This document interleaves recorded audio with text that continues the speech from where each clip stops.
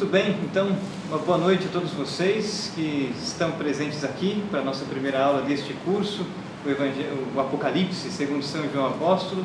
Quero também cumprimentar a todos vocês que nos acompanham ao vivo pelo canal Defensor Fidei. É uma grande alegria tê-los conosco para este primeiro dia de aula, a aula inaugural, então, do nosso curso sobre o Apocalipse, né? Muito bem, primeiramente, então, gostaria de brevemente me apresentar. O meu nome é Everton Torresim, sou professor de filosofia, formado pela Faculdade de São Bento, do Mosteiro de São Bento de São Paulo. Recentemente também me formei em pedagogia. Estudo, sobretudo, os autores da patrística e da escolástica, né? Na patrística, na área de filosofia, eu me concentro em Santo Agostinho de Hipona, um doutor da Igreja do século V. E na escolástica me concentro, sobretudo, em Santo Tomás de Aquino, um autor do século XIII. E mais para o final da escolástica, também estudo São João da Cruz e Santa Teresa de Jesus, santos carmelitas, né? Sobretudo na área de teologia cética e mística. Passeio, então, um pouco na filosofia, um pouco na teologia, mas a minha formação é na filosofia. Atualmente, eu trabalho no município de Itupeva como professor de filosofia na rede municipal, no ensino fundamental, e aqui no Mosteiro de São Bento, onde a cada semestre nós temos sempre 2 cursos, né? Sempre oferecemos 2 cursos nessa área de filosofia e de teologia. Ano passado estávamos completamente online e, graças a Deus, nesse primeiro semestre de 2021, retomamos, então, as aulas também presenciais, né? O que mais? Tenho 32 anos, moro em Jundiaí, sou casado há 6 anos, minha esposa se chama Nayara, ela é de Minas, eu nasci em Jundiaí, vivi minha vida inteira em Jundiaí. Temos 3 filhos, o mais velho, o Matias, tem 5 anos, o do meio, o André, tem 3 anos, e a Isabel agora com 1 ano e 4 meses, né? E é uma grande alegria poder estar aqui com vocês, a fim de iniciarmos esse caminho de estudos juntos, estudos esses tão importantes, porque no fim das contas o Apocalipse é um texto muitas vezes deixado de lado, mas é um texto também muito difícil de ser interpretado. Então, por isso que ou nós temos interpretações erradas ou simplesmente não as temos, não é? Então, é sempre importante estudarmos as Sagradas Escrituras, de modo particular este livro em específico. Então, uma grande alegria poder estar com vocês para iniciarmos o nosso curso. Muito bem. Na primeira aula, então, nós pretendemos fazer uma introdução aos nossos estudos. Eu gostaria, primeiramente, de pegar com vocês alguns fragmentos do nosso plano de ensino. Gostaria de comentar brevemente o nosso plano de ensino, que está na pasta deste curso no Drive. De repente, quem imprimiu, quem está com ele, pode acompanhar conosco. Gostaria de comentar algumas coisas da ementa deste curso. O texto do nosso plano de ensino, da nossa ementa, diz o seguinte: este curso pretende estudar cada um dos 22 capítulos do Apocalipse, segundo São João Apóstolo, né? Então, o último livro da Bíblia, o Apocalipse de São João, é um livro composto de 22 capítulos. Nós pretendemos estudar cada um deles. Sempre com fundamento na tradição apostólica e no magistério da Igreja, buscaremos estudar os textos sagrados deste livro, da Sagrada Escritura, extraindo os sentidos literal, alegórico, moral e anagógico, né? Então, é sempre importante nós explicitarmos as fontes de estudos, né? E são sempre 3 espécies de fontes que nós devemos buscar. As fontes primárias são Sagrada Escritura, Sagrada Tradição, Sagrado Magistério da Igreja. São os 3 pilares da Igreja Católica, né? Sagrada Escritura e Sagrada Tradição são fontes da revelação divina, ou seja, aquilo que Deus quis que nós conhecêssemos, aquilo que Deus revelou a respeito de si mesmo, que é necessário para a nossa eterna salvação. E o Sagrado Magistério é o responsável por interpretar corretamente, nos ensinar as verdades de fé extraídas da revelação divina, contidas então na Escritura e na tradição. São o primeiro círculo de fontes, a primeira espécie de fontes, são as fontes primárias: Escritura, Tradição e Magistério. As fontes secundárias são os escritos dos santos doutores, os santos doutores da Igreja, né? Santo Agostinho, Santo Tomás de Aquino, São João da Cruz, Santa Teresa de Jesus, dentre diversos outros santos doutores, porque eles nos ajudam a entender cada vez mais a doutrina da igreja, né? E um terceiro círculo de fontes, ou um terceiro conjunto de fontes, são os bons teólogos, né? Nós sempre adjetivamos, né? Os bons teólogos são aqueles que, nos seus escritos, nos seus ensinamentos, são fiéis ao magistério da igreja, são fiéis às Sagradas Escrituras. Neste curso, nós temos elementos das fontes primárias. O livro do Apocalipse é um livro inspirado, né? Faz parte da revelação divina. Vamos sempre recorrer também à tradição e ao magistério da igreja. Nós temos um autor das fontes secundárias, Santo Agostinho de Hipona, que é um santo doutor da igreja. E nós temos, para nos ajudar na compreensão, nos estudos destes textos, bons teólogos, como nós apontaremos logo mais nas referências bibliográficas. Nós pretendemos, então, ler e analisar os 22 capítulos do livro do Apocalipse, sempre explicitando os seus pressupostos e as suas implicações, sempre extraindo, então, dos textos sagrados estes 4 sentidos: o sentido literal, o sentido alegórico, o sentido moral e o sentido anagógico. Quem depois quiser estudar um pouco mais sobre isso, vale muito a pena ler o parágrafo 116 do Catecismo da Igreja Católica e os seguintes. Aqui nós temos então a explicação de cada um destes sentidos das Escrituras, não é? O sentido literal é aquilo que as palavras querem significar e aquilo que a exegese descobre, não é? Ao ler e interpretar corretamente os textos. Diz o Catecismo da Igreja: o sentido literal é o sentido significado pelas palavras da Escritura e descoberto pela exegese, que segue as regras da correta interpretação, não é? Todos os sentidos devem estar fundados no sentido literal. O sentido literal das Escrituras é o sentido mais fundamental, básico, né? Os outros sentidos se fundamentam no sentido literal. Por fim, o sentido espiritual das Sagradas Escrituras, que se subdivide, portanto, em alegórico, moral e anagógico, é aquilo que o esforço exegético busca extrair do sentido literal, né? Diz o texto do Catecismo no parágrafo 117: graças à unidade do projeto de Deus, não somente o texto da Escritura, mas também as realidades, os acontecimentos e tudo mais que a Escritura nos apresenta podem ser sinais. Então, além do sentido literal, e partindo dele, nós temos o sentido alegórico. Podemos adquirir uma compreensão mais fundamental, mais profunda dos acontecimentos, reconhecendo a significação deles em Cristo. Então, quer dizer, todos os acontecimentos, todas as palavras da Escritura significam também, alegoricamente, outras coisas, nos mostram outras verdades de fé. Assim, por exemplo, a travessia do povo de Deus pelo Mar Vermelho, né, guiados por Moisés, tem o seu sentido literal. Quer dizer, Moisés conduziu o povo, literalmente. Mas, além disso, essa travessia pelo Mar Vermelho significa também o batismo, a nossa libertação da escravidão do pecado pelas águas batismais, como o povo de Deus foi liberto passando pelas águas do Mar Vermelho que se abriram. Então, nós podemos extrair das Escrituras também o seu sentido alegórico, partindo do sentido literal. O sentido alegórico é o primeiro dentre o sentido espiritual, não é? Mas nós temos também, fazendo parte do sentido espiritual, o sentido moral das Sagradas Escrituras, ou seja, todas as palavras, todos os acontecimentos narrados nos ensinam como viver, nos ensinam um caminho sempre de renúncia do pecado, do cultivo das virtudes, portanto, o que devemos fazer, né? É o sentido moral das Escrituras. E por fim nós temos o sentido anagógico.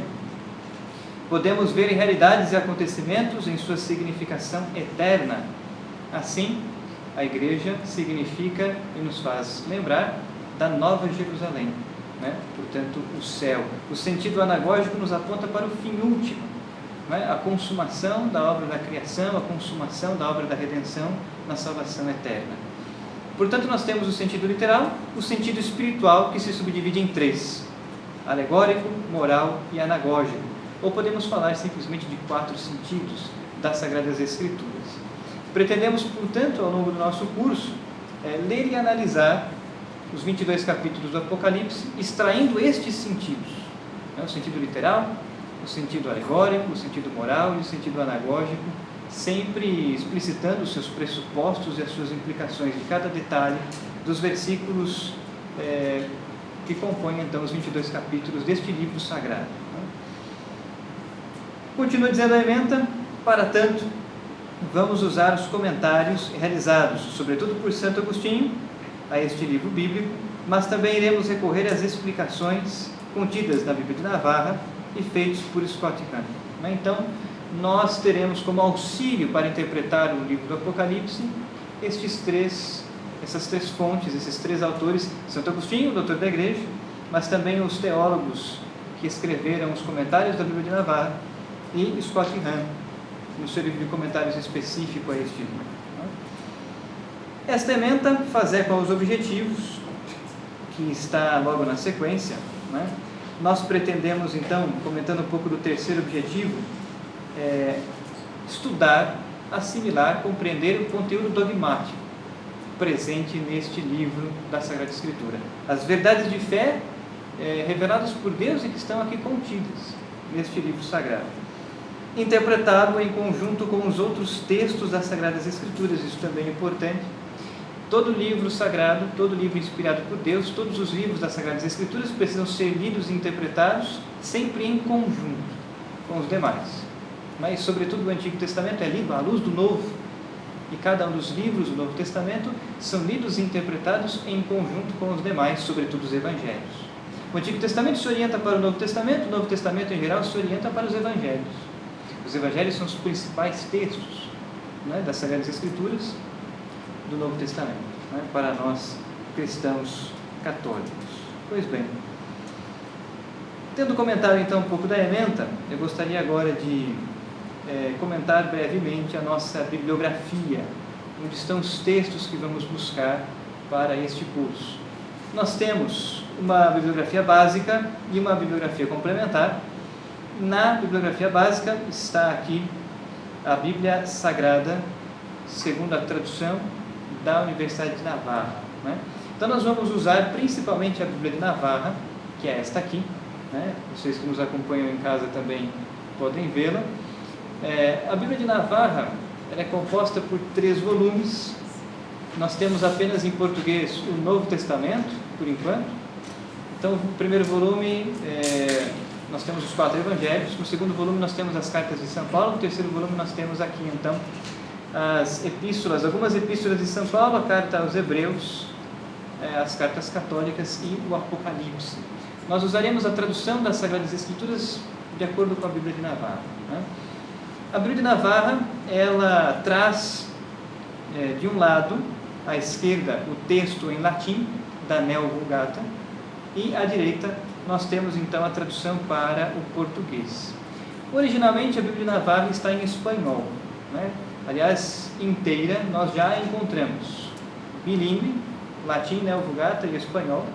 Quem quiser adquirir pode encontrar no site da BAC, por exemplo, Biblioteca de Autores Cristianos, que é uma editora da Espanha. Mas em português, pelo menos ainda por hora, nós temos apenas o Novo Testamento traduzido, e é português de Portugal. Então, vez ou outra, nós vamos ver algumas palavras ligeiramente distintas do português do Brasil.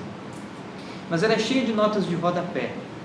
Sempre encontraremos aqui explicações, versículo a versículo, sobre os textos das Sagradas Escrituras. Então, com certeza, vai nos ajudar muito neste curso.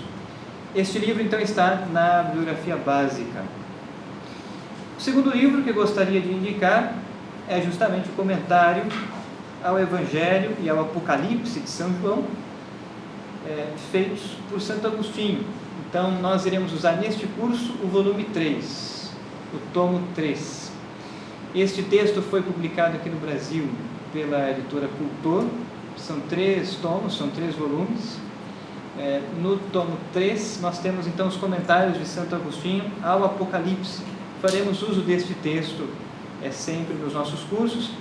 Muitas vezes não vamos lê-lo diretamente, mas muito do que está na nossa apostila para este curso foi extraído daqui, desta obra de Santo Agostinho. Então, quem quiser ler na íntegra, seria muito interessante. Dentre os livros da nossa bibliografia complementar, nós temos aqui o primeiro deles, a Bíblia da CNBB. Então, nós vamos usar, vez ou outra, também esta tradução das Sagradas Escrituras, da Bíblia da CNBB. Aqui nós temos uma boa Bíblia, uma Bíblia cuja tradução foi feita com esmero, foi bem preparada. Todavia, vez ou outra, nós precisaremos fazer algumas correções na tradução da Bíblia da CNBB. A Bíblia de Navarra tem uma tradução melhor que a Bíblia da CNBB.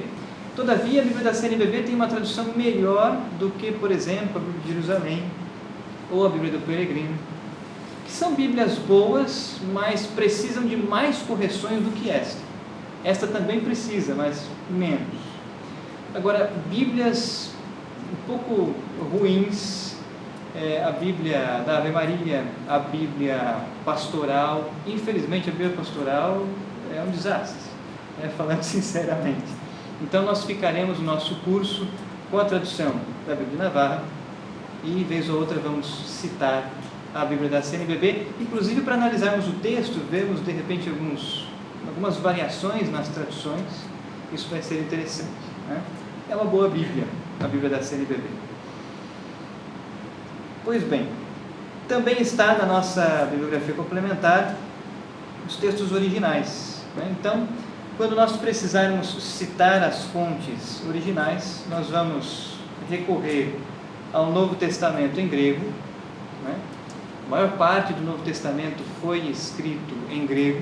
O Apocalipse também foi escrito em grego, embora nós temos algumas versões em hebraico e em siríaco, muito antigas, né? Mas os códices mais antigos são em grego. Então, vez ou outra, quando precisarmos fazer uma exegese do texto sagrado, vamos recorrer ao texto grego, lendo, explicitando, traduzindo muitas vezes a partir daqui.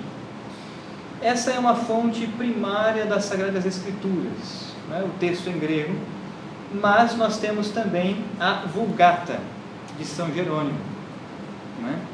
Os textos em grego datam do século I. São Jerônimo, que está no final do século IV, início do século V, traduziu então a Bíblia grega para o latim. Nós temos então a Vulgata. Portanto, esse é um texto do século V. Nós temos a Vulgata e a Neo-Vulgata. Qual é a diferença?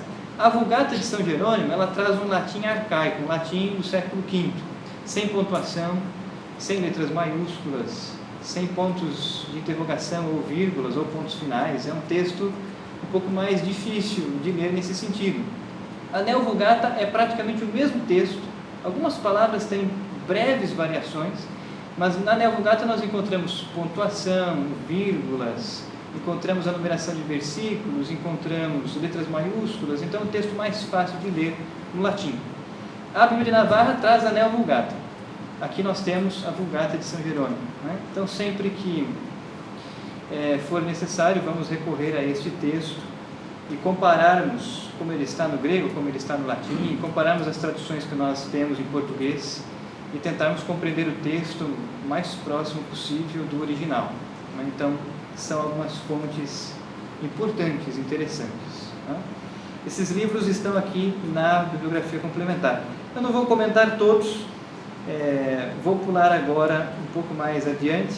Nós temos um outro livro importante, que é o livro do Scott Hahn, As Cartas de São João e o Apocalipse, os cadernos de estudo bíblico. Então, é este texto. Este livro nós encontramos com facilidade, foi publicado em português pela editora Eclésia. E aqui nós temos um comentário, né? Este volume apresenta os comentários às cartas de São João e ao Apocalipse.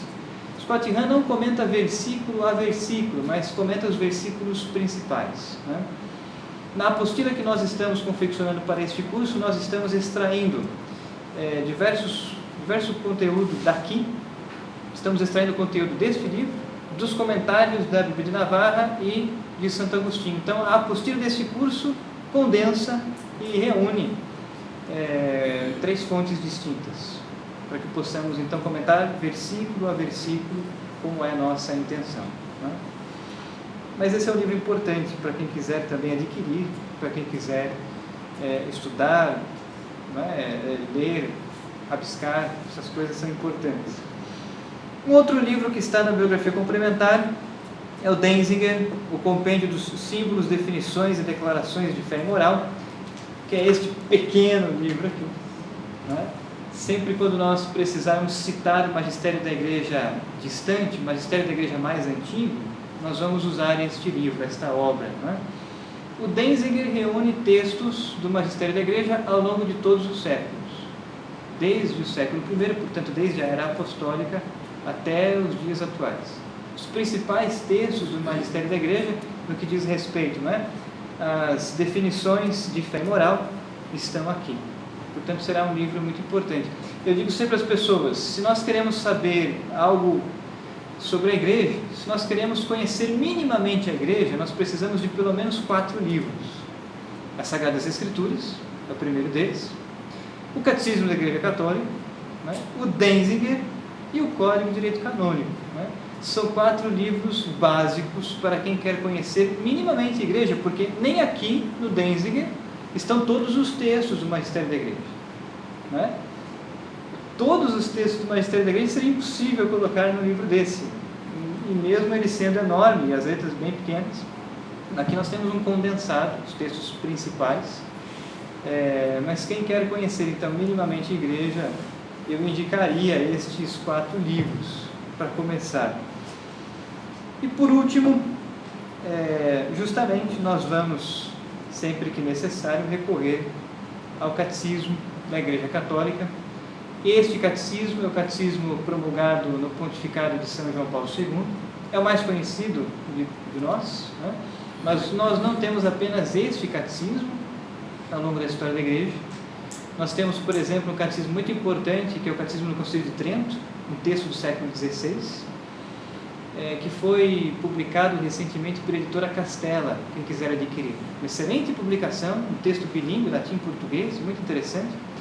Este catecismo de João Paulo II, ele foi escrito com base no catecismo do Concílio de Trento, ou catecismo romano. Né? E um outro catecismo importante é o de São Pio X.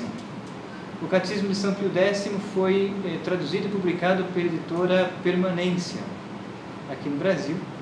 É um catecismo feito em perguntas e respostas.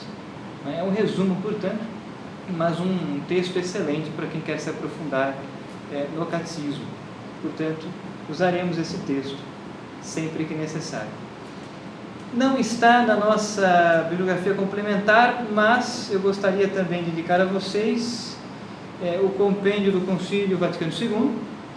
Este é um texto importante, sobretudo a Dei Verbum, porque nós estamos trabalhando com as Sagradas Escrituras, e a Dei Verbum do Vaticano II, assim como a Dei Filius do Concílio Vaticano I, são textos que explicam, que nos ensinam sobre a revelação divina.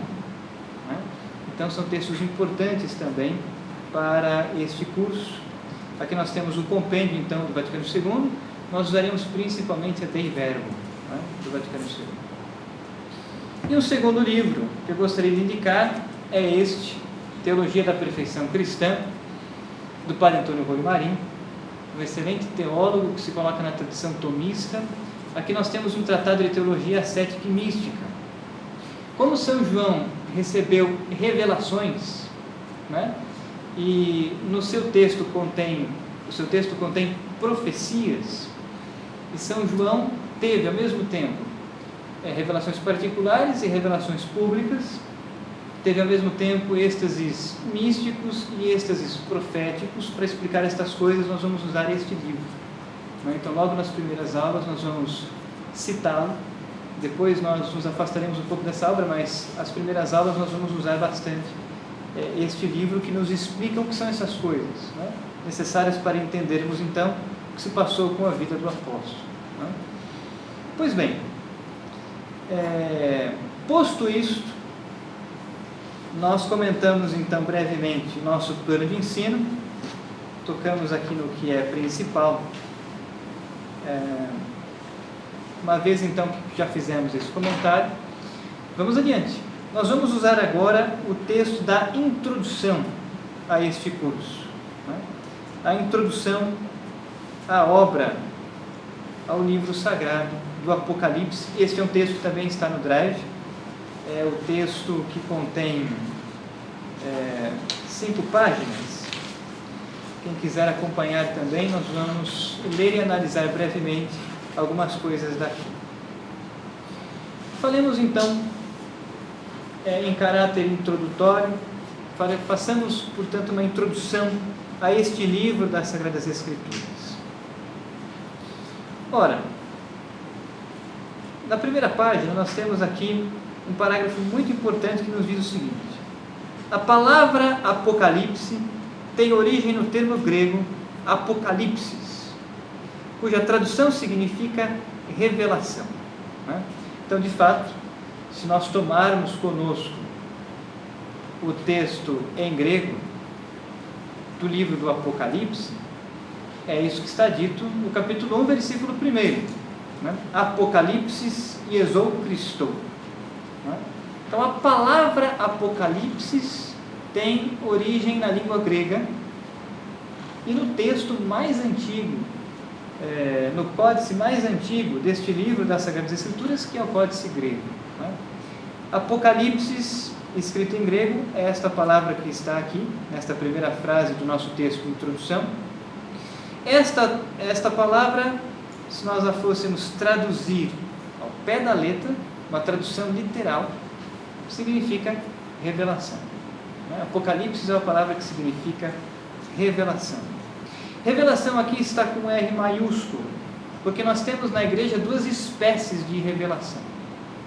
Nós temos a chamada revelação divina ou revelação pública, e nós temos a chamada revelação privada ou revelação particular. A revelação divina ou pública, ela é escrita normalmente com R maiúsculo. A revelação privada ou particular, ela é escrita normalmente com R minúsculo. E qual é a diferença de ambas?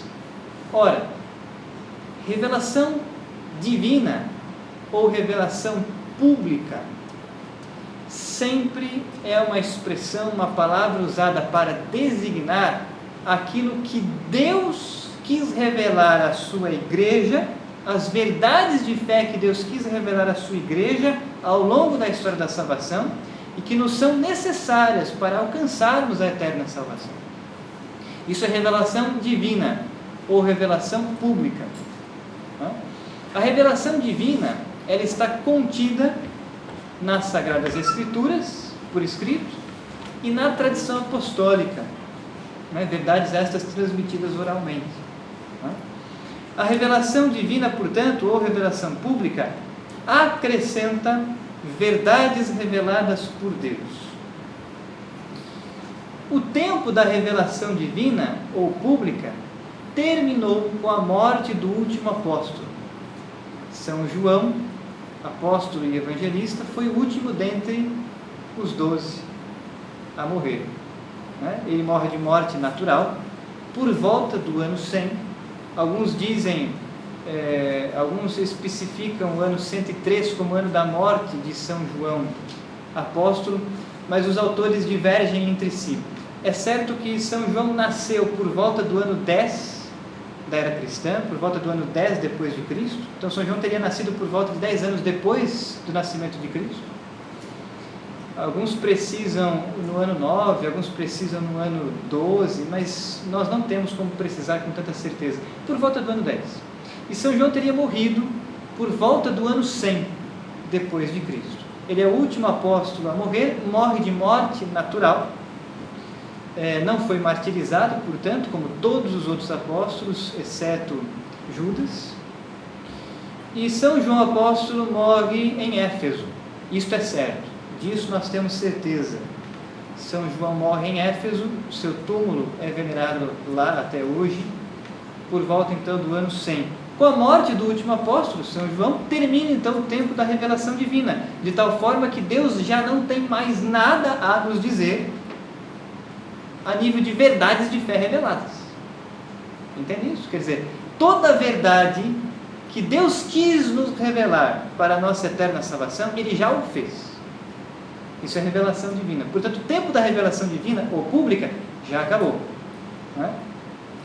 Agora vai a pergunta que já foi feita em diversos cursos anteriores.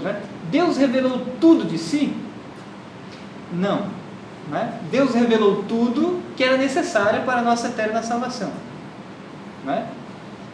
Mas tudo aquilo que Deus é, o conhecimento de Deus na sua essência, nós só o teremos quando entrarmos no céu, na visão beatífica. Não? Os santos anjos, os santos homens que já estão no céu, que já contemplam a Deus face a face, ou seja, estão na visão beatífica, contemplam e conhecem a essência divina. Mas nós que ainda estamos peregrinando na igreja militante, nós não conhecemos tudo sobre Deus, nós não vemos a essência divina, nós conhecemos Deus como que por um espelho, conhecemos a Deus com a mediação da revelação divina. Os santos anjos, os santos homens que estão no céu, na visão beatífica, conhecem a Deus face a face, sem a mediação da revelação divina, de maneira direta, por visão intelectual. Nós que estamos peregrinando nessa vida terrena, compomos, portanto, a igreja militante, nós conhecemos a Deus como que por um espelho, vai dizer São Paulo, não é? Conhecemos a Deus por meio, pela mediação da revelação divina, portanto, Deus revelou de si tudo aquilo que nos era necessário para alcançarmos a eterna salvação. E a revelação divina, ou pública, está contida, então, nas Sagradas Escrituras e na tradição apostólica. Revelação divina é algo distinto de revelação privada ou particular. A revelação privada ou revelação particular, ela é aquela feita por Deus a diversos santos ao longo da história da igreja, mas que não acrescenta nenhuma verdade de fé nova. Pelo contrário, confirmam as verdades de fé já reveladas, já contidas na Escritura e na tradição. Então, por exemplo, as revelações proféticas, místicas que São João Apóstolo teve, são, ao mesmo tempo, revelações particulares ou revelações privadas, mas, muito mais do que isso, são revelações públicas. São revelações que acrescentam verdades de fé, né, a toda a igreja. Agora, se nós pegarmos ao longo da história da igreja, santos que tiveram experiências místicas extraordinárias, mais recentemente, mais próximo de nós historicamente, está, por exemplo, as aparições de Nossa Senhora de Fátima, né? As aparições, outras aparições de Nossa Senhora, as aparições de Nossa Senhora de Guadalupe, as aparições de Nossa Senhora de Fátima, mas não só estas, são exemplos de revelações particulares.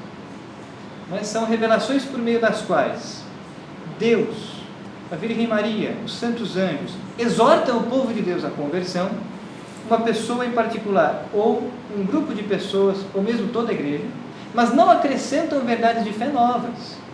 Pelo contrário, confirmam as verdades de fé já reveladas outrora, né? Então essa é a diferença básica entre a revelação divina ou pública e a revelação particular, ou pessoal, ou privada. Nós vamos encontrar estas expressões, tá bem? O Apocalipse, portanto, é mais do que revelação privada, é revelação divina, é revelação pública, traz verdades de fé, por isso está no cânon das Sagradas Escrituras, tá bem? O texto da nossa introdução continua dizendo: o Apocalipse fecha a coleção de livros da Sagrada Escritura e é o único dentro do Novo Testamento de caráter profético. Isso também é importante, né? O livro do Apocalipse contém textos proféticos. E é o único texto profético dentro do Novo Testamento. Texto profético propriamente dito, né? Assim como nós temos no Antigo Testamento os textos dos profetas Ezequiel, os textos do profeta Daniel, os textos do profeta Oséias, do próprio profeta Isaías, Jeremias, mas sobretudo Ezequiel e Daniel nos apresentam textos proféticos. O que é uma profecia, né? Isso é importante. Este pressuposto é muito importante para entendermos o Apocalipse. Portanto, vamos tentar responder a essa pergunta: o que é uma profecia? O padre Antônio Roe Marim, no seu livro Teologia da Perfeição Cristã, lá no parágrafo 758, nos diz o seguinte: profecia é um fenômeno do conhecimento.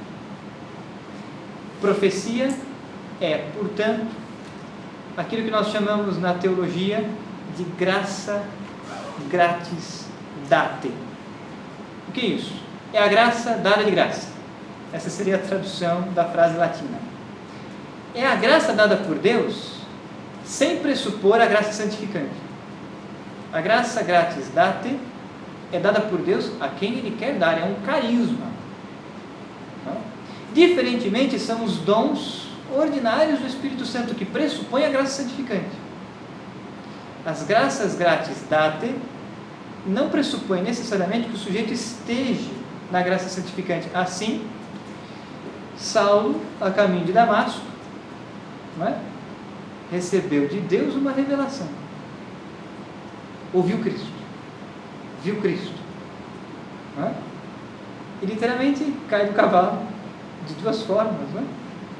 Cai do cavalo, enquanto animal que ele estava usando para chegar até Damasco, mas também cai do cavalo, quer dizer, ele percebe que o que ele estava fazendo era algo errado. Ora, ele estava indo matar cristãos, coisa que ele já tinha ajudado a fazer outrora, portanto ele estava num pecado mortal, homicídio. Deus se revela a ele. Isso é uma graça gratis date. Ora, a profecia é uma graça gratis date. Não pressupõe necessariamente que o sujeito esteja em graça santificante. Mas muitos recebem este carisma, essa graça gratis date, estando em graça santificante, como é o caso de São João Apóstolo. A profecia é, portanto, um fenômeno do conhecimento. É um milagre intelectual que engloba um duplo elemento: um conhecimento intelectual sobrenatural e a manifestação desse conhecimento. Ora, a profecia é um carisma do Espírito Santo, por meio do qual Deus infunde um conhecimento na mente do profeta. Deus lhe dá a conhecer algo que naturalmente ele jamais conseguiria conhecer. É uma graça. Deus infunde na mente do profeta um conhecimento. E normalmente um conhecimento dos contingentes futuros. Portanto, o carisma da profecia é uma participação do profeta na presciência divina, no conhecimento de Deus a respeito da história. Os profetas sempre anunciam hoje algo que vai acontecer depois. Quanto tempo depois? Não sabemos exatamente. Assim o profeta Jeremias profetizou a deportação do povo, o exílio. Assim no Antigo Testamento os profetas anunciaram a vinda do Messias. Mas as profecias elas não trazem datas exatas. Mas por que não trazem datas exatas? Porque Deus quer que o seu povo esteja em prontidão, em vigilância e oração constante. Mas nos dão a conhecer verdades de fé necessárias à nossa eterna salvação. Assim é o Apocalipse. O Apocalipse nos traz profecias sobre a parousia, a segunda vinda de Cristo, quando Ele vier em glória. Sobretudo, a profecia contida no Apocalipse tem este tema, este pano de fundo. Continua dizendo para Antônio Rui Marinho sobre a profecia. Embora seja verdade que sob a luz profética possam recair tanto as coisas divinas quanto as humanas, as coisas espirituais e as corporais, no entanto, pertence-lhe propriamente a revelação de futuros contingentes. Portanto, ao profeta, Deus lhe mostra coisas que vão acontecer no futuro, para preparar o seu povo. Tá bem? Pois bem, o que há no texto do Apocalipse é uma profecia. É isso que está dizendo o nosso texto introdutório. O Apocalipse fecha então a coleção dos livros da Escritura, é o único dentro do Novo Testamento de caráter profético. E o que profetiza então o texto do Apocalipse? Profetiza, primeiro, a parousia. O que é parousia? A segunda vinda de Cristo, quando Ele vier em glória. Ora, a parousia é um conjunto de acontecimentos. O Catecismo da Igreja Católica, promulgado no pontificado de João Paulo II, esse, de modo particular, nos ensina o seguinte: no fim dos tempos, A igreja será perseguida em todo o mundo, no urbe e no orbe, em Roma e em todo o mundo. A igreja será perseguida como foi nos primeiros séculos. Né? Depois dessa perseguição, Cristo virá em glória, literalmente, rasgar os céus. Se na primeira vinda Cristo veio na humildade do presépio, na humildade da manjedoura em Belém, para nos salvar, para nos redimir, na sua segunda vinda, Cristo virá em glória para realizar o juízo final.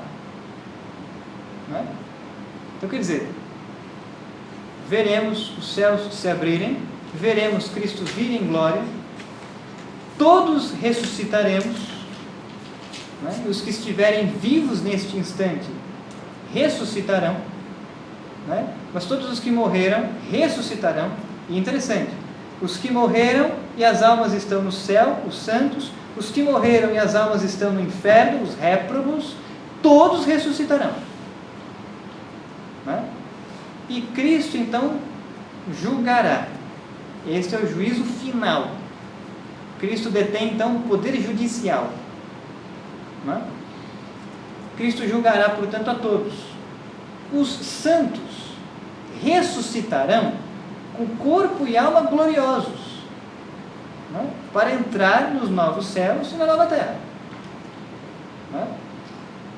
Corpo glorioso este, natureza gloriosa esta, semelhante ao Cristo ressuscitado, né? Que está no céu com corpo, alma gloriosos e divindade, e a Virgem Maria, que ressuscitou e foi assunta ao céu com natureza humana glorificada, corpo e alma gloriosos. Nós teremos, portanto, né, os santos teremos, estamos incluindo o número de santos, né, se Deus quiser, né, por isso que estamos trabalhando. Né. Os santos então ressuscitarão com corpo e alma gloriosos para entrar nos novos céus e na nova terra. Os réprobos, os condenados ao inferno, ressuscitarão, não com corpo e alma gloriosos, mas com corpo e alma incorruptíveis. A alma já é incorruptível segundo a substância, naturalmente. A natureza da alma é ser incorruptível substancialmente. Né? Mas o corpo dos que forem condenados ao inferno também ressuscitará, e a sua natureza será novamente íntegra, corpo e alma ressuscitar, unidos, compondo uma única natureza, mas para serem condenados ao inferno, o corpo e a alma incorruptíveis, e sofrerem as penas do inferno no corpo e na alma. Né? Enquanto os santos no céu gozarão da alegria de ver Deus face a face, da visão beatífica, gozarão de tal alegria no corpo e na alma, na natureza íntegra, ressuscitada, gloriosa. Os santos, os réprobos ressuscitarão e terão corpo e alma, natureza humana íntegra, incorruptível, para sofrerem as penas do inferno no corpo e na alma. Né? Então é isso que significa a parousia. A parousia é uma expressão designada normalmente para significar a segunda vinda de Cristo, quando ele vier em glória. Mas quando ele vier em glória, é isto que ele fará. É a consumação da história. Nós que somos cristãos, nós cremos que a história tem um começo e terá um fim. Não é? E essa era uma ideia que no mundo grego era absurda. Quando o cristianismo surgiu, os primeiros cristãos chegaram para pregar o evangelho no mundo grego, no mundo de cultura grega, para os gregos, o tempo, a história são infinitos. Né? Para alguns filósofos, o tempo e a história são cíclicos. Para nós cristãos, o tempo e a história têm um começo, com a criação, e terá um fim, com a parousia. Por isso nós chamamos a parousia, a segunda vinda de Cristo, o juízo final, de final dos tempos. Porque o tempo material como nós o conhecemos, esse fluxo, essa distensão temporal do espaço-tempo, terminará, né? Com o juízo final. E haverá então novos céus e uma nova terra. O mundo material será consumado. A história será consumada, a criação será consumada. O final dos tempos não é um extermínio daquilo que é material. Pelo contrário. Quando Deus nos criou, os seres humanos, com corpo e alma, isso significa que é da vontade de Deus que nós tenhamos matéria, que nós tenhamos um corpo. E é por isso que, por ocasião da parousia e juízo final, todos ressuscitaremos. Né? Está na natureza humana ser uma substância composta de corpo e alma, né? Coisa que não está na natureza angélica. Mas a matéria foi criada por Deus para ter o ser, para existir. É da vontade de Deus a existência da matéria. Longe de nós sermos gnósticos, não é? E dizermos que a matéria é ruim e o espírito é algo bom. Longe de nós dizermos que o corpo é ruim e a alma é boa, e por isso só a alma será salva. A natureza humana é boa, o corpo e a alma, né? Nós devemos glorificar a Deus com a nossa natureza íntegra, né? Por isso que então Cristo haverá de ressuscitar-nos. Ora, a profecia contida no Apocalipse aponta então para este evento, né? Profetiza a parousia, a segunda vinda de Cristo quando Ele vier em glória. A profecia do Apocalipse também anuncia, também nos revela que Cristo, ao vir em glória, estabelecerá o seu reino definitivamente. Então, definitivamente, a história será consumada definitivamente. Os maus anjos, os demônios e os maus homens, os condenados ao inferno, serão lançados no inferno, e os santos anjos e os santos homens estarão definitivamente nos novos céus, na nova terra, na visão beatífica, onde não haverá mais este combate da vida cristã que ora nós provamos. Nesta vida terrena nós provamos do sofrimento, nós provamos tentações diabólicas e da concupiscência, nós provamos diversos limites, né? Nós provamos dor e sofrimento. Nos novos céus e na nova terra não haverá mais nada disso, né? Portanto, Cristo vai estabelecer o seu reino definitivamente, e o Apocalipse é uma profecia que nos revela também esta verdade de fé. Então nós temos pelo menos duas grandes verdades de fé extraídas deste texto sagrado, desta profecia do Apocalipse: a segunda vinda de Cristo, quando Ele vier em glória, a parousia, e o estabelecimento definitivo do reino de Deus, do reino de Cristo. Nessa vida terrena, o reino de Deus está mesclado com o reino do mundo.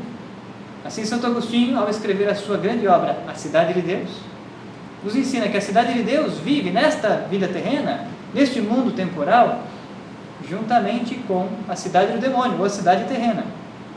É a parábola do joio e do trigo, não é? Neste mundo, nesta vida terrena, o joio e o trigo crescem misturados.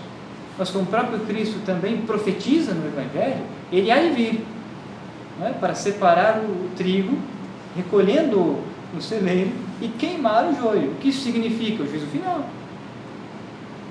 Os santos que serão salvos entrarão nos novos céus, na nova terra, e os maus homens que serão condenados com os demônios no inferno. Não é? São verdades essas de fé. São verdades essas de fé dogmática. São verdades essas de fé, muitas vezes nos nossos dias, esquecidas e deturpadas. Não é? Nós precisamos, é isso que nós rezamos no credo, nós precisamos ter clareza. Existe a eterna salvação, portanto, o céu, a comunhão dos santos com Deus na visão beatífica, e existe o inferno, que por ora são realidades espirituais. Por ora, o céu e o inferno são estados, mas que após o juízo final, além de serem estado, serão também um lugar. Não é?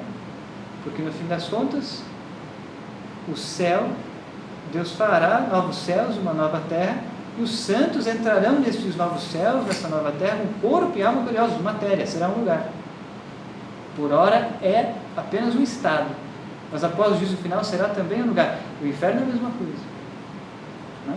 Então, no céu nós teremos os santos que estarão gozando da alegria de ver Deus face a face, de estar em comunhão com Deus. Não é? Por outro lado, nós teremos os condenados ao inferno, que sofrerão no corpo e na alma as penas. Uma das penas do inferno é o remorso de consciência. Outra das penas do inferno é o tormento corporal.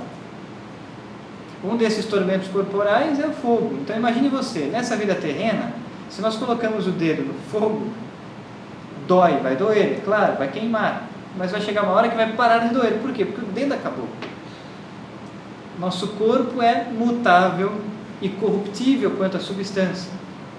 Agora imagine no inferno, os que forem condenados ao inferno após o juízo final, com corpo incorruptível, com natureza humana ressuscitada, incorruptível, não gloriosa, serão atormentados pelo fogo de uma maneira que o corpo não vai se corromper, mas vai sentir a dor do fogo. Essas são algumas das penas, né, do inferno. Pois bem, o livro do Apocalipse contém então essas duas profecias, sobretudo essas duas profecias, né, a parousia e o estabelecimento definitivo do reino de Deus. A igreja recorreu a este texto com frequência, sobretudo na liturgia, para cantar o triunfo de Cristo ressuscitado e o esplendor da Jerusalém celestial, símbolo da igreja no seu estado glorioso. Sem dúvidas, o tema central do Apocalipse é a segunda vinda de Cristo para o juízo final. Então nós estamos tocando aqui na escatologia final.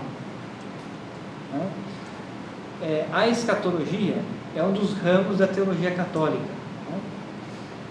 Então, nós temos, a teologia católica se divide dessa maneira, né?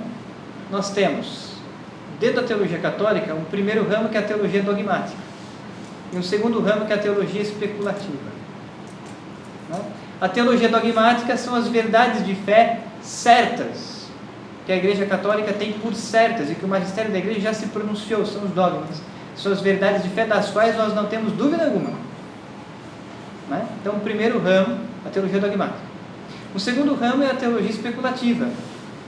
São certas verdades de fé que nós ainda não temos tantos fundamentos e que os teólogos debatem entre si ainda, e que o magistério da Igreja ainda não se pronunciou definitivamente sobre elas. A teologia dogmática, por sua vez, se subdivide em diversos ramos. Então, nós temos a cristologia, que é o ramo da teologia dogmática que estuda a pessoa de Cristo, mariologia, pneumatologia, que estuda o Espírito Santo, soteriologia, que estuda a salvação. E dentre esses diversos ramos da teologia dogmática, nós temos a escatologia, que estuda as coisas do fim. A escatologia, que é um ramo da teologia dogmática, pode ser subdividido por sua vez. Então nós temos a escatologia intermédia, nós temos a escatologia final. A escatologia intermédia diz respeito à morte corporal, ou à primeira morte, pela qual todos vamos passar. A morte corporal, ela é definida teologicamente como separação da alma e do corpo. É a morte corporal pela qual todos vamos passar. Após a morte corporal, nós temos o juízo pessoal, ou o juízo particular. O juízo particular é a alma que comparece diante da presença de Deus. E aqui nós temos um primeiro juízo. O justo juiz haverá de nos julgar. E então só existe dois caminhos. Se esta pessoa, ao longo de sua vida terrena, alcançou virtudes heróicas, e também por meio da penitência, da vida de oração, da ascese, de indulgências, mortificou as penas temporais, deu a Deus a satisfação pelas penas temporais do seu pecado e alcançou virtudes heróicas, estes santos, ao morrerem, mediante o juízo particular, entram direto na visão beatífica, vem a Deus face a face, é o céu. Se essas pessoas ao morrerem não tiveram virtudes heróicas, mas também não morreram em pecado mortal, todavia, talvez tivessem pecados veniais, e talvez não deram a Deus a satisfação pelos seus pecados, por meio da penitência, da oração, da mortificação, da ascese, das indulgências, ao morrerem, não vão para o inferno, mas entram no purgatório. E lembrando que o purgatório já é garantia de céu. Ninguém que está no purgatório será precipitado no inferno. Todos que estão no purgatório se purificam a fim de entrarem no céu. Esse é um primeiro destino, entre aspas, destino. Esse é o primeiro fim, mediante o juízo particular ou o juízo pessoal. Um segundo fim é a condenação ao inferno. Então o Catecismo da Igreja nos ensina com todas as letras que todas as pessoas que morreram em estado de pecado mortal, portanto, matéria proibida grave, estabelecida pelos 10 mandamentos, e morreram sem arrependimento, descem imediatamente ao inferno após a sua morte. Sua alma desce imediatamente ao inferno após a sua morte, mediante o juízo particular. Esta vida terrena é o tempo da misericórdia. Ao longo dessa vida terrena, nós podemos nos arrepender e recorrer à misericórdia infinita de Deus, recorrer à misericórdia divina, para que possa nos perdoar, né? Mediante o arrependimento e conversão. É isso que é o tema principal da Quaresma, tempo esse que entraremos a partir de amanhã, né? Agora, quando nós morrermos, termina o tempo da misericórdia, nós entramos então no tempo da justiça, e o justo juiz nos julgará. Pois bem, a morte corporal, o céu, o purgatório, o inferno, as moradas do céu, as mansões do inferno, são objetos de estudo da escatologia intermédia. Mas além da escatologia intermédia, nós temos a escatologia final, que trata justamente disso, a perseguição derradeira que a igreja sofrerá, a vida de Cristo em glória, a ressurreição dos mortos, o juízo final, os novos céus e a nova terra. Estes são os objetos de estudo da escatologia final. É sobre tudo isto que nós encontraremos no Apocalipse, né? Objetos da escatologia final. Objetos de estudo deste ramo da teologia dogmática, a escatologia e a escatologia final, né? Pois bem, isso também é importante, é um pressuposto importante para entendermos os textos contidos, então, no livro do Apocalipse. Podemos ver certo paralelismo entre o Apocalipse e o primeiro dos livros sagrados, o Gênesis. Neste último, no Gênesis, se nos apresenta o começo de quanto existe, mediante a ação criadora de Deus. No Apocalipse, com um simbolismo semelhante ao Gênesis, fala-se extensamente da nova criação, um novo céu, uma nova terra. Isso aparece, por exemplo, em Apocalipse 21, versículo 1, versículo 5, aparece explicitamente aqui nesta citação. Então, se o Gênesis, o primeiro livro das Sagradas Escrituras, nos narra a criação divina, o Apocalipse, que é o último livro das Sagradas Escrituras, com o qual a Bíblia se fecha, né? O Apocalipse tem certo paralelismo com o Gênesis, no sentido que nos apresenta a nova criação, a consumação da criação, a consumação da história, a criação de um novo céu e de uma nova terra. O que será isto? Nós não sabemos com todas as letras o que será. Sabemos que Deus assim fará. Haverá um novo céu e uma nova terra. Pois bem, então, no Apocalipse, com um simbolismo semelhante ao Gênesis, fala-se extensamente da nova criação, inaugurada com a redenção de Cristo e que culminará com a sua segunda vinda, no fim da história. Os últimos capítulos aludem, em concreto, ao rio que regava o paraíso e à árvore da vida. Estamos diante de um livro difícil e profundo, mas ao mesmo tempo as suas palavras iluminam intensamente a figura de Cristo glorioso e despertam a esperança da vida eterna. Aliás, esta é a esperança enquanto virtude teologal. A esperança enquanto virtude teologal, está muito ligada à fé enquanto virtude teologal. Nós podemos ter uma fé natural e uma fé sobrenatural. Podemos ter uma esperança natural ou uma esperança sobrenatural. O que seria uma esperança natural? A esperança de que essa pandemia acabe, a esperança de que o sujeito que está ruim de saúde recupere a saúde, a esperança de passar no vestibular, de conseguir uma promoção no emprego, são esperanças enquanto virtudes naturais.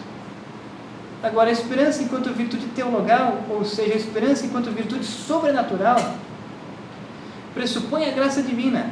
A esperança nos leva a crer firmemente de que após a morte corporal existe o céu. A esperança nos faz aguardar para os santos ansiosamente a entrada na visão beatífica, a salvação eterna, o contemplar Deus face a face, entender que essa vida terrena passará, mas que a morte corporal não põe fim ao que somos. Não é? Que existe o céu, que existe a vida eterna, que existe a salvação eterna. Esta é a esperança enquanto virtude teologal, que nos faz esperar de Deus a eterna salvação. Portanto, a esperança é virtude teologal, que está muito ligada à fé, que nos faz crer que é verdade tudo aquilo que Deus revelou, não é, sobre si. Pois bem, aqui então, partindo desse primeiro parágrafo do nosso texto de introdução, já colocamos alguns elementos importantes sobre o Apocalipse. Falemos agora sobre a autenticidade e canonicidade deste livro das Sagradas Escrituras, o livro do Apocalipse. Primeiro falemos então da autenticidade. Quem escreveu o Apocalipse? São João Apóstolo. Não é? Por 4 vezes, o autor do Apocalipse refere-se a si mesmo como João. Então, logo no início do primeiro capítulo, o autor, o agiógrafo, o autor sagrado, refere-se a si mesmo como João.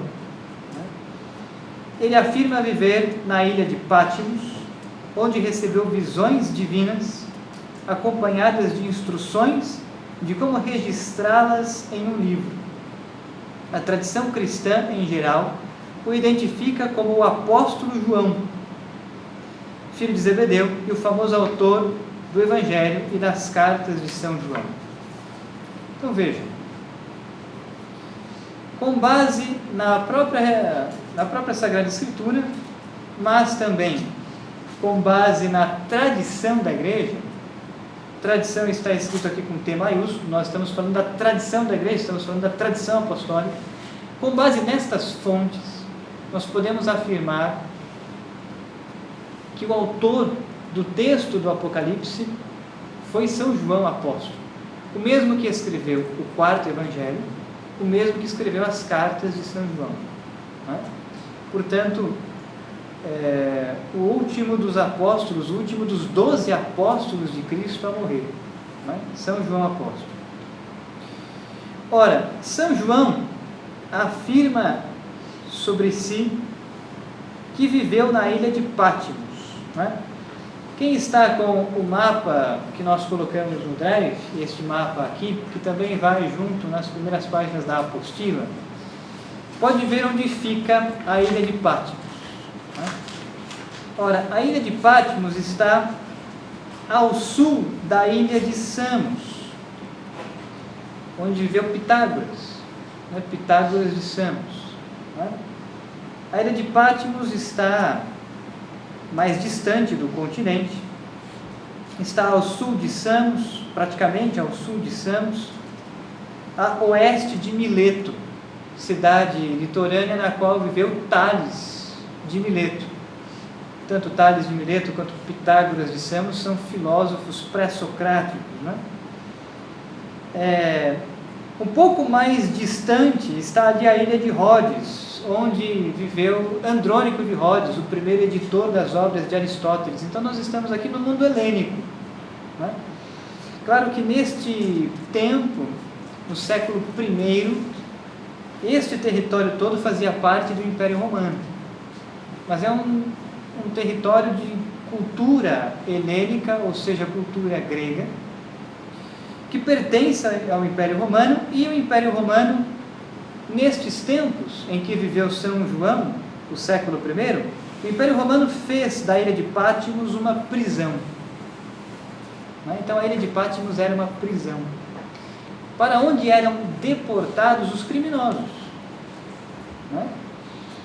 O Império Romano, nos primeiros séculos, tratava os cristãos como criminosos, como ímpios, como pessoas que eram contra a adoração do imperador, pessoas que eram contra a adoração do Estado, pessoas que eram contra o culto dos deuses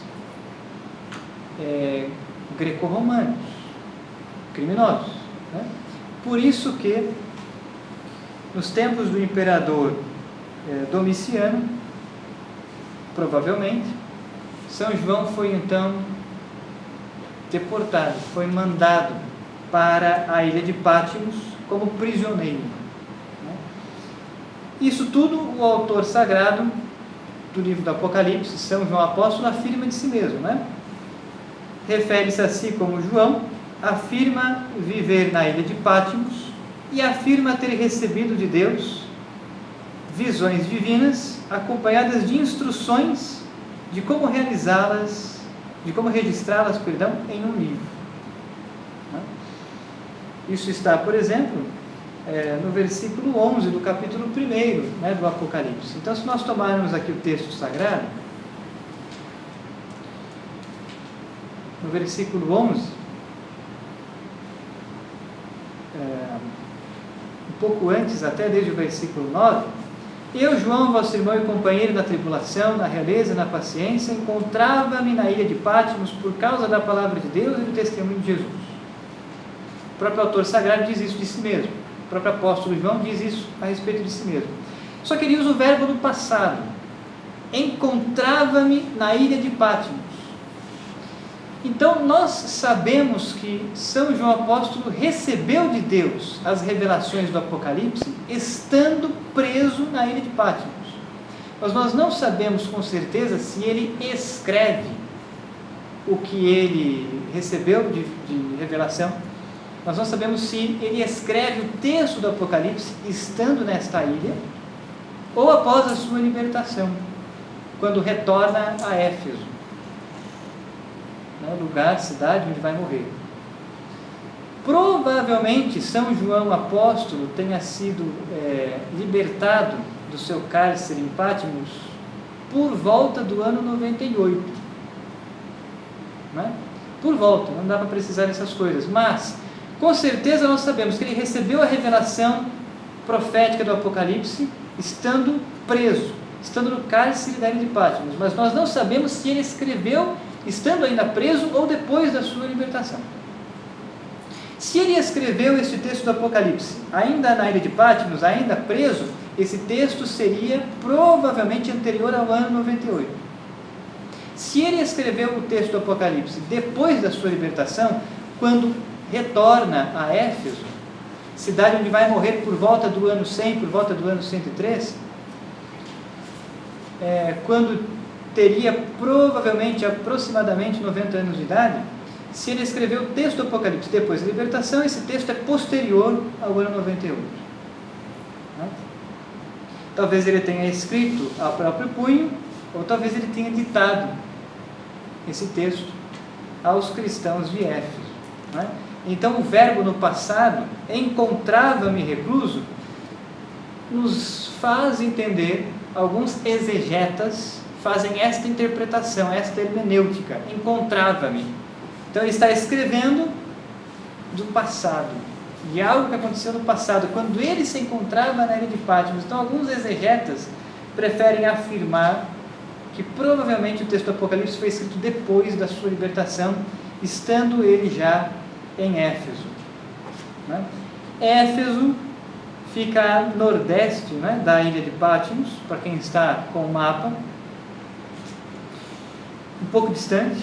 Né? Então imaginemos um senhor com seus 90 anos de idade, preso numa ilha, por volta, né, dos seus 90 anos de idade, preso numa ilha, sofrendo o que devia estar sofrendo, né? Mas tendo que viajar de volta, né, de Patmos a Éfeso, naquela época, né, não era uma viagem rápida, não era uma viagem fácil, era uma viagem exaustiva, e ele consegue completar a viagem, retorna a Éfeso, vive alguns anos e depois morre naturalmente. Né? Muito bem. Então, o autor sagrado, o agiógrafo, que recebeu de Deus o carisma da revelação divina, isso é outra coisa importante de se afirmar. Todo autor sagrado, todo autor dos textos das Sagradas Escrituras, chamado de agiógrafo, né? Todos os autores sagrados receberam de Deus um carisma, o carisma da revelação divina, ou seja, por meio dele, Deus fala a toda a igreja, dando a conhecer verdades de fé, necessários à eterna salvação. Não é?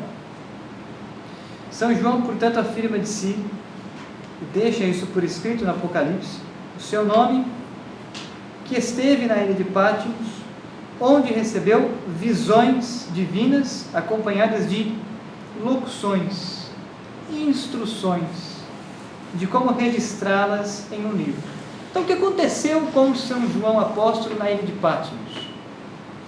Ele viveu aquilo que nós chamamos de êxtase místico, acompanhado de êxtase profético. Dentro dessa experiência mística extraordinária, o êxtase místico é uma experiência mística ordinária, melhor dizendo, e o êxtase profético é uma experiência mística extraordinária. Por quê? Ora, o êxtase místico é uma experiência mística pela qual passam os grandes santos. Os santos que Santa Teresa de Jesus diz estar nas sextas, nas sétimas moradas. O êxtase místico pressupõe o crescimento na graça santificante.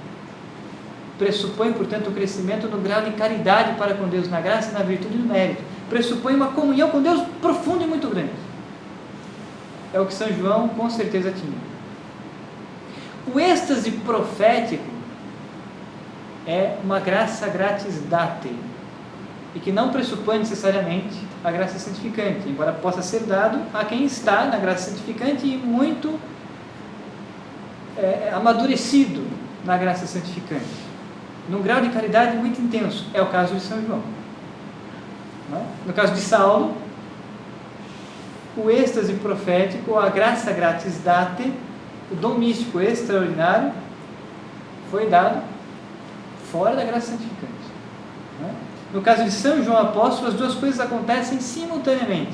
Então, São João Apóstolo certamente tinha êxtases místicos, graus de arroubos, de união com Deus profundíssimas, né? Que Santa Teresa, mais tarde, no século XVI, e São João da Cruz vão explicar ser experiências místicas ordinárias, o êxtase místico, nos santos cujo grau de caridade já está muito amadurecido, muito crescido, são os santos de sextas e de sétimas moradas. Agora, ao mesmo tempo, simultaneamente, São João Apóstolo viveu experiências místicas ordinárias, o êxtase místico, mas também experiências místicas extraordinárias, o êxtase profético. Né? Ora, o que é o êxtase profético? Novamente, citando então o Padre Antônio Rui Marim, nós podemos definir o que foi o êxtase profético. Nós vamos ficar mais aqui. Mas, antes de falar do êxtase profético, falemos de alguns detalhes do êxtase, alguns detalhes que valem tanto para o êxtase místico quanto para o êxtase profético. Né? Ora, o que é êxtase? Aqui nós precisamos também descolar o significado que o senso comum dá a esta palavra. Como nós também precisamos, em filosofia e em teologia, descolar o significado que o senso comum dá às palavras revelação, visões, locuções. Né? Nós estamos aqui lidando com estas palavras, cujos significados são próprios da filosofia e da teologia. Então, segundo a filosofia e a teologia, o que é um êxtase? Diz então para Antônio Rui Marim, etimologicamente, êxtase significa uma espécie de saída e permanência fora de si mesmo. Entre aspas, essa expressão. A palavra sugere muito bem a realidade com que ela quer expressar-se. Durante o êxtase, com efeito, aspas, a alma sai ou prescinde por completo dos sentidos corporais para fixar-se imóvel no objeto sobrenatural que a atrai e absorve as suas potências. Então, o êxtase, tanto o êxtase místico quanto o êxtase profético, é uma certa saída de si mesmo. Né? Entre aspas. Não é que a alma sai do corpo, porque a separação da alma e do corpo é, por definição teológica, a morte. né? Mas no êxtase, Deus, por meio da sua graça, né, atrai as potências interiores, as potências da alma de uma tal forma que a pessoa sai de si, deixa de ter consciência deste mundo natural que a cerca, perde a capacidade, perde temporariamente a capacidade de apreender o mundo material à sua volta pelos sentidos externos, tato, olfato, visão, audição e paladar. Isso vale tanto para a revelação divina quanto para a revelação particular. Isso vale tanto para o êxtase místico quanto para o êxtase profético. Santa Bernadette em Lourdes, por exemplo, quando tinha êxtases místicos, as pessoas a cutucavam, as pessoas a chamavam, gritavam no seu ouvido, colocavam vela embaixo da sua mão, do seu dedo, para que ela sentisse dor, a espetavam com agulhas, e ela não tinha absolutamente nenhuma sensibilidade. E nada dessas coisas a machucava. Isso é um sinal claro que os teólogos usam para dizer o êxtase místico é autêntico. Porque a pessoa perde a capacidade de apreender o mundo à sua volta pelos sentidos externos. Porque as potências da sua alma, a inteligência, a vontade e a memória, os sentidos externos e os sentidos internos estão todos absorvidos pela graça divina e pela presença divina. Certo? Isso é, por definição teológica, o êxtase. Santo Agostinho define o êxtase afirmando o seguinte: o êxtase é a alienação da mente e dos sentidos corporais, para que o espírito do homem, arrebatado pelo Espírito de Deus, possa captar e intuir o que Deus quer lhe comunicar. Então, literalmente, o êxtase é uma alienação da mente e dos sentidos. O que é uma alienação? É dar do que é seu para outro. É quando nós compramos um carro e vamos pagá-lo parcelado, né? O financiamento é isso, né? O carro está alienado, ou seja, ele pertence ao banco até que você termine de pagar as parcelas. Você está usando, mas não pertence ainda a você. A alienação é isso, dar do que é seu ao outro. Assim acontece no êxtase, seja ele místico ou profético. No êxtase, a mente e as potências da alma estão entregues a Deus. Né? Então é nesse sentido que a pessoa perde a consciência desse mundo terreno, mas não perde consciência de quem é, não perde consciência do seu eu, não perde consciência do que está acontecendo, porque ela está absorvida pela graça divina. Então ela está consciente do que Deus está lhe revelando. Foi isto exatamente o que aconteceu a São João, apóstolo na ilha de Patmos. Deixando um pouco de lado a definição do êxtase místico, nos concentremos no êxtase profético, porque é por meio do êxtase profético que Deus revelou o que São João pôs por escrito neste livro da Sagrada Escritura. Então aqui vamos responder a seguinte pergunta: o que é o êxtase profético? Um pouco mais à frente, o Padre Antônio Rui Marinho, nessa obra, Teologia da Perfeição Cristã, no parágrafo 577, vai dizer o seguinte: a iluminação profética se realiza com frequência com a alienação dos sentidos externos e internos do paciente, com o fim de que a ação sobrenatural de Deus não seja perturbada pelas próprias ilusões. Então, quer dizer, Deus absorve por completo as operações das potências da alma daquela pessoa. Quem a olha de fora, né, as pessoas que estão ao redor, as pessoas que estivessem ao redor de um santo, de um profeta que entra em êxtase, o que é que essa pessoa veria? Veria a pessoa estática, com S, imóvel, uma pedra, absolutamente imóvel, assim que Santa Bernadette ficava, por exemplo, quando tinha as visões de Nossa Senhora. Então, isso vale para o êxtase místico e vale para o êxtase profético, né? As pessoas que estão ao redor, o que veriam? As pessoas que estavam ao redor de São João Apóstolo quando ele entrava em êxtase, o que viam? Alguém estático, com S. Alguém imóvel, paralisado. Quer dizer, ele não está consciente das coisas que estão acontecendo ao seu redor, a pessoa que entrou em êxtase. Quem olha de fora vê uma pessoa paralisada, pode chamar, pode gritar no ouvido, pode alfinetar, pode colocar uma vela debaixo do braço, da mão, enfim, nada vai acontecer enquanto a pessoa estiver em êxtase. O sujeito que está em êxtase está consciente de si, do seu eu, e está consciente de tudo que Deus lhe está revelando, mas perdeu a consciência do mundo natural à sua volta. As suas potências estão absorvidas pela graça divina. E no caso de um êxtase profético, Deus revela, né, o contingente futuro. Deus revela eventos que vão acontecer. Isto é o elemento principal do êxtase profético e é o que distingue o êxtase profético do êxtase místico. O êxtase místico simplesmente promove a união profunda da alma com Deus. O êxtase profético, além de unir a alma com Deus momentaneamente, Deus revela certas verdades sobre o futuro. Isso é uma profecia. É isso que os profetas do Antigo Testamento viveram. É isso que São João Apóstolo viveu na ilha de Patmos. Essa é a experiência mística que ele viveu na ilha de Patmos. A este fenômeno se chama êxtase profético. Pertence completamente às graciae gratis date e por isso não supõe, ao menos necessariamente, a graça santificante na alma. Absolutamente poderia recebê-lo um pecador. Então, quer dizer, o êxtase profético pode ser dado a quem Deus quer dar. Não necessariamente as pessoas que recebem uma profecia precisam estar na graça santificante. No caso de São João, ele estava.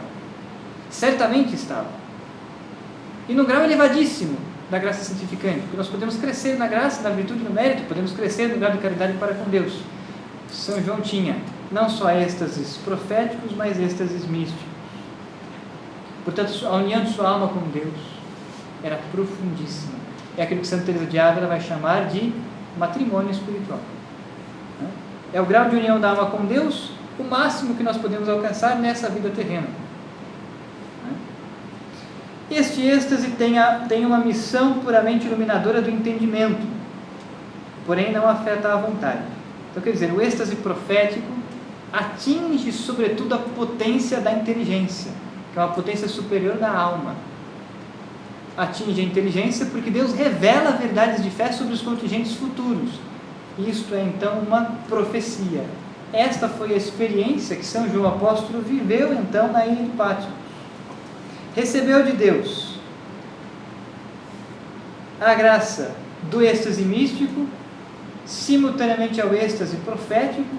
O êxtase profético foi uma experiência mística extraordinária que iluminou a sua inteligência, revelando-lhe verdades de fé sobre os contingentes futuros. E essas verdades de fé foram reveladas dentro do êxtase profético por meio de visões. Então, São João teve visões intelectuais e visões sensíveis. Certas verdades, São João as contemplou apenas com a inteligência. Certas verdades, São João as contemplou por visões sensíveis. Então, certas visões se produziram diretamente na fantasia e na imaginação, diretamente nos sentidos da visão, no sentido da visão, no sentido externo da visão.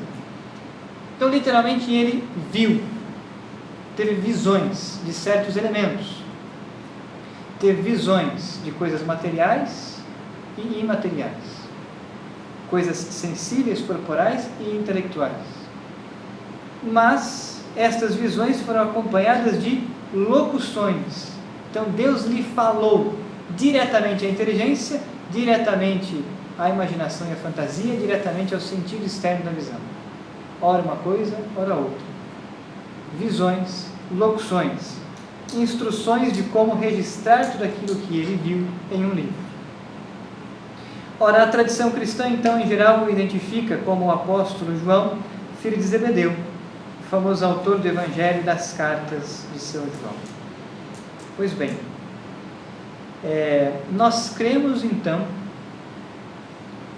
partindo da tradição da Igreja, que a pessoa que escreveu o Apocalipse foi São João Apóstolo, um dos 12 apóstolos de Cristo, o último a morrer, e nós cremos, enquanto Igreja, que São João recebeu de Deus essas revelações por meio de um êxtase profético. Esse é o resumo da história. Os testemunhos mais antigos, que remontam ao século II, são unânimes em reconhecer o apóstolo João como autor do livro.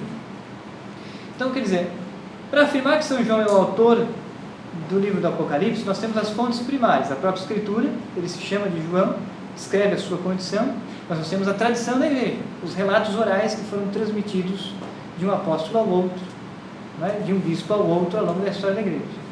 Mas nós temos também fontes secundárias, que são estas, né, os testemunhos mais antigos, que remontam do século II, são unânimes em reconhecer o apóstolo João como autor do livro do Apocalipse. São Justino refere que um homem chamado João, um dos apóstolos de Cristo, tinha recebido as revelações que estão contidas no Apocalipse. Essa é a nota número 9. Aqui é uma citação indireta do diálogo com Trifão, que é o tema, o título de uma das obras de São Justino de Roma. Essa obra, Diálogo com Trifão, foi publicada pela Paulus no volume 3 da coleção patrística.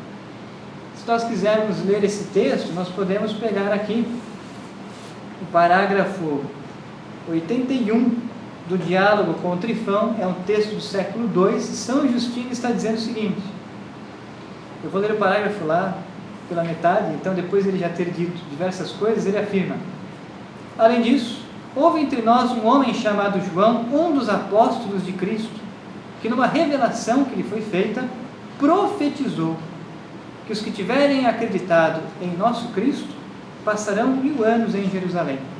E aí ele segue o seu assunto. Então este é um testemunho de um dos padres da igreja, um dos padres apologistas do século II, e o testemunho de São Justino, ele não é o único a afirmar que foi o apóstolo João quem escreveu o Apocalipse, existem outros, mas o testemunho de São Justino é importante e é singular porque São Justino viveu em Éfeso. O próprio texto vai dizer isso, né? É um dado de grande valor se temos em conta que Justino se converteu ao cristianismo em Éfeso no ano de 135, poucas décadas depois do momento em que São João teria escrito o livro às 7 igrejas da Ásia, entre as quais Éfeso ocupa o primeiro lugar. Então quer dizer, São Justino se converteu em Éfeso por volta do ano 135, e escreveu essa obra por volta do mesmo ano, né? Primeira metade, portanto, do século II. Se São João morreu em Éfeso por volta do ano 100, talvez 103, e São Justino lá se converteu por volta do ano 135, quer dizer, as distâncias temporais são bem curtas. Nós temos um testemunho de um padre apologista do século II, muito próximo temporalmente do apóstolo João, dizendo que foi ele quem escreveu. Então, é no mínimo um testemunho eloquente da autenticidade deste livro da Sagrada Escritura. Esse é um dado importante. Todavia, aqui na sequência, nós não vamos ler essa introdução na íntegra. Na sequência, nós temos algumas outras opiniões, né? Então, diversos teólogos modernos, diversos outros autores duvidam desta autenticidade, duvidam de que foi o apóstolo João quem escreveu e apresentam outros possíveis autores. Todavia, nós ficaremos com aquilo que afirma a tradição da igreja. No fim das contas, estamos falando da tradição da igreja, um dos pilares da igreja católica. Então, nós, enquanto cristãos católicos, cremos que São João é o autor das Sagradas Escrituras. Embora a crítica, muitas vezes, aponte outros possíveis autores esses que são investigados, são estudados, mas nós não temos subsídios sólidos para poder afirmar categoricamente que escreveram o texto sagrado no lugar do apóstolo João. Então, nós ficamos com aquilo que é mais sólido, com a opinião que tem maior fundamento, que é a opinião dos santos padres, que é o próprio magistério da igreja, a própria tradição da igreja. Isso sobre a autenticidade, né? E sobre a canonicidade. Qual é a diferença? A autenticidade diz respeito a quem escreveu o livro do Apocalipse. A canonicidade responde pela revelação divina. Quando nós dizemos que o texto da Bíblia é um texto canônico, nós estamos dizendo que este é um texto divinamente inspirado, pelo carisma da revelação divina, que é um texto autêntico, que é um texto divinamente inspirado, que é um texto que nos transmite verdades de fé verdadeiramente reveladas por Deus. Nós sabemos que, ao longo dos primeiros séculos, Foi a igreja, a única que havia, a igreja católica, quem discerniu, quem separou os textos inspirados por Deus e os textos não inspirados por Deus. Então, os textos inspirados por Deus são chamados textos canônicos e compõem a Bíblia, Antigo e Novo Testamento. Os textos não inspirados por Deus são chamados apócrifos. São textos nos quais a igreja não reconhece o carisma da revelação divina, não reconhece que os autores foram inspirados por Deus, né? Então essa é a diferença. Quando é que então a igreja reconhece a canonicidade do Apocalipse? Dois momentos são os mais importantes. O primeiro momento que nos aponta para a canonicidade do livro do Apocalipse é o texto chamado Cânon de Muratori. O Cânon de Muratori é um texto do século II e expressa realmente aquilo que o nome diz. Cânon significa lista, cânon é uma palavra que significa lista. O Cânon de Muratori é um texto do século II que lista os textos inspirados por Deus. E lá já contava, então, o livro do Apocalipse. Aqui nós temos a nota 10, que é muito importante, né? Explica o que é o Cânon de Muratori. Esse é o documento mais antigo que existe sobre o cânon bíblico do Novo Testamento. O Cânon de Muratori foi escrito por volta do ano 150, então metade do século II. Muito próximo a São Justino, muito próximo ao próprio apóstolo João, né? Indica o nome de Pio, bispo de Roma. Este seria São Pio I, o Santo Padre, o Papa Pio I, né? Que foi bispo de Roma entre os anos 143 e 155. Nós não sabemos se o Cânon de Muratori foi escrito por São Pio I ou ele mandou escrever, mas nós sabemos que foi escrito no tempo dele. Se o Papa Pio I viveu, se o Papa Pio I governou a igreja entre os anos de 143 e 155, o Cânon de Muratori é da mesma época. Portanto, um texto da metade do século II, por volta do ano 150, e que já listava, dentre os livros inspirados, o Apocalipse de São João, né? Pio, bispo de Roma, era irmão de Hermas, autor de O Pastor de Hermas, um texto também patrístico, ou seja, um texto da patrística, da era dos padres da igreja. Esse texto chegou até nós por meio de uma cópia, um manuscrito do século VIII, cópia do original, descoberto pelo sacerdote italiano Ludovico Antonio Muratori no século XVIII. Então, Ludovico Antonio Muratori descobre este texto no século XVIII, ele é uma cópia datada do século VIII, e então esse texto levou o nome de Cânon de Muratori. Este texto está na íntegra no nosso drive, na pasta deste curso, e neste texto do Cânon de Muratori nós podemos ler o seguinte, vou citar agora, literalmente o Cânon de Muratori. E ainda que escreva 2 vezes aos Coríntios e aos Tessalonicenses, por sua correção, reconhece-se que existe apenas uma igreja difundida por toda a terra, e faz menção às cartas de São Paulo. Pois da mesma forma, João, no Apocalipse, ainda que escreva 7 igrejas, está falando para todas elas. Então, o Cânon de Muratori cita o texto do Apocalipse por volta do ano 150, e se o Cânon de Muratori, que é um texto provavelmente redigido em Roma, cita o Apocalipse, isso significa que este texto foi copiado várias vezes, foi copiado para várias igrejas no mundo romano inteiro. O primeiro texto possivelmente foi redigido em Éfeso, e as cópias desse texto do Apocalipse foram mandadas para a Igreja Universal, para a Igreja Católica, e chegou até Roma. Ou seja, era um texto lido por toda a Igreja, já em meados do século II, e isso aponta para a sua canonicidade, ou seja, é uma certa prova de que a Igreja reconhece, desde o século II pelo menos, que é um texto inspirado por Deus e que compõe, portanto, a Bíblia. Então isso é importante. O Cânon de Muratori é o primeiro texto que aponta para a canonicidade, então, do Apocalipse. Todavia, oficialmente, o magistério da Igreja proclama a canonicidade do Apocalipse pela primeira vez, solenemente, por meio do Decretum Damasi, contido no Thomus Damasi. Então, se nós pegarmos o parágrafo 179 do Denzile, aqui nós teremos o Decretum Damasi. O que foi o Decretum Damasi? Aqui nós temos a nota de número 11 que nos explica.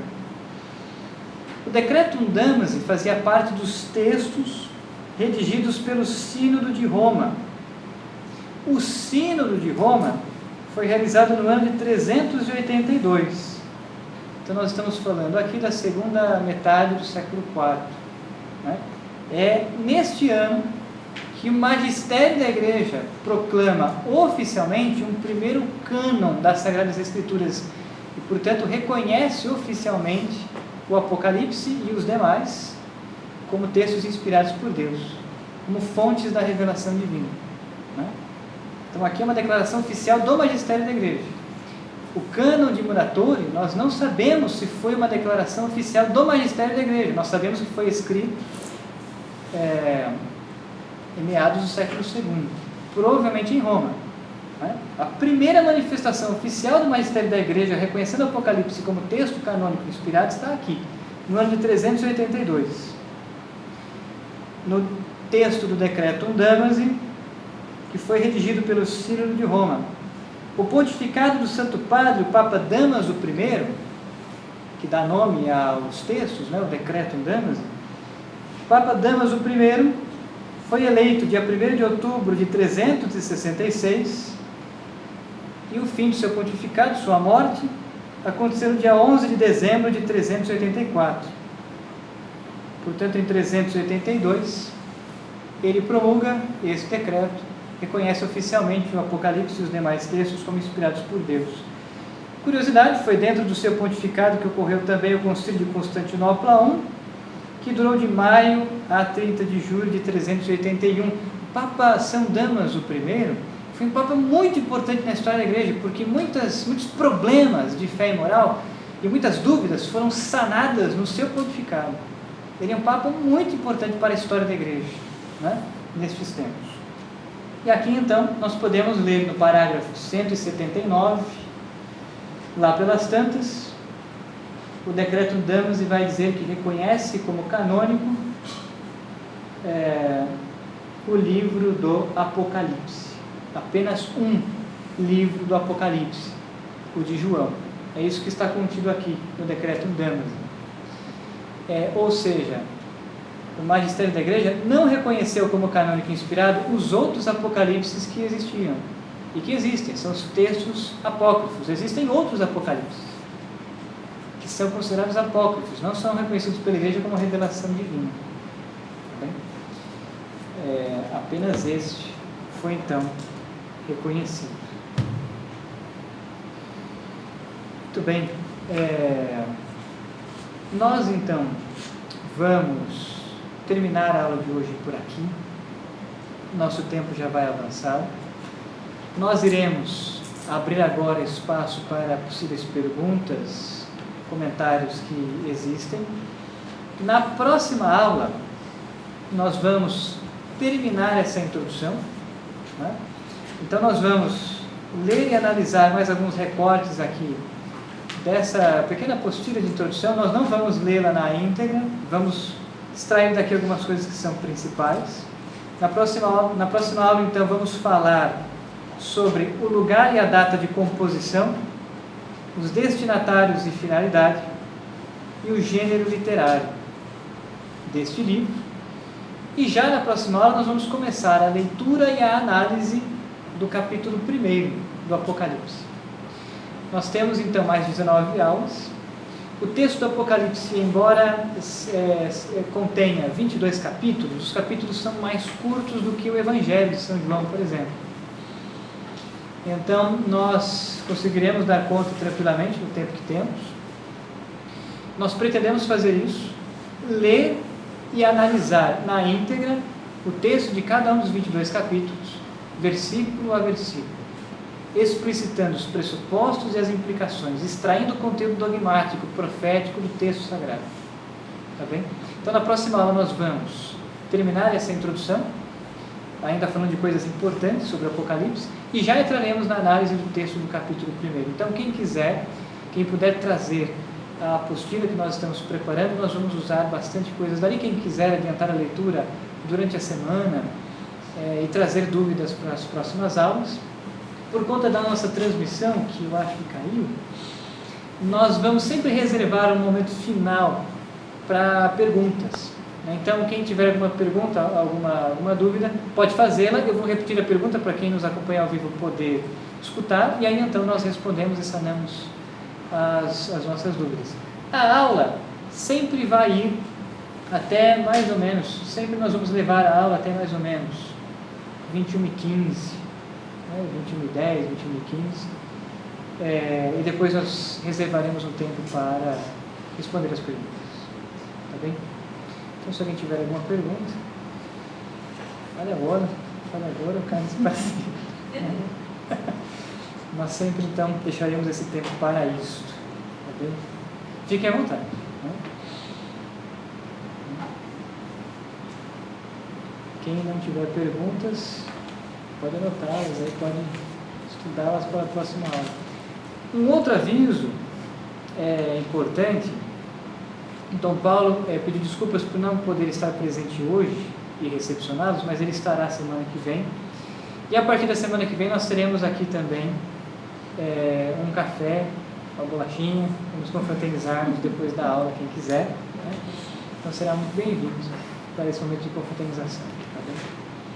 Quem também tiver alguma pergunta e quiser expor pessoalmente, eu vou sempre estar aqui no final da aula para podermos conversar. E também quem desejar passar por aqui, dar uma olhada nos livros, eu vou sempre deixar por aqui para quem tiver curiosidade. De repente alguém nunca abriu um livro da escritura em grego, né? Como é que é esse negócio, né? É bem diferente do que nós temos em português. Então quem quiser folhear, fique também à vontade. Então é isso. Eu quero agradecer a presença de todos vocês. Sejam muito bem-vindos. Estaremos juntos ao longo deste curso, estudando esse texto tão importante das Sagradas Escrituras. Muito obrigado e até a próxima.